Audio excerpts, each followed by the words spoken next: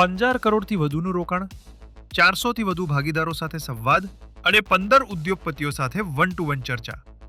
આ બધું મધ્યપ્રદેશના ઝડપી વિકાસના પુરાવા છે, સફળતાની નવી વાર્તા લખવાના સાક્ષી છે. મુખ્યમંત્રી મોહન યાદવના પ્રયાસો માત્ર રાજ્યના સંસાધનોના ઉપયોગ અને રોકાણ લાવવાથી મર્યાદિત નથી, પરંતુ મધ્યપ્રદેશ દેશના નવનિર્માણમાં અન્ય રાજ્યો સાથે ખભે ખભો મિલાવીને સક્રિય ભાગીદારી નિશ્ચિત કરી રહ્યો છે.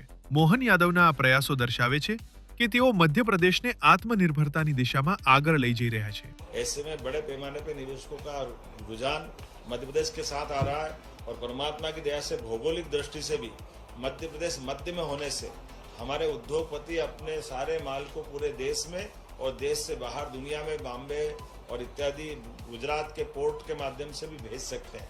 इसलिए कनेक्टिविटी की दृष्टि से भी और माल की उपलब्धता की सरलता से आवागमन की दृष्टि से मध्य प्रदेश बहुत संभावना का राज्य है.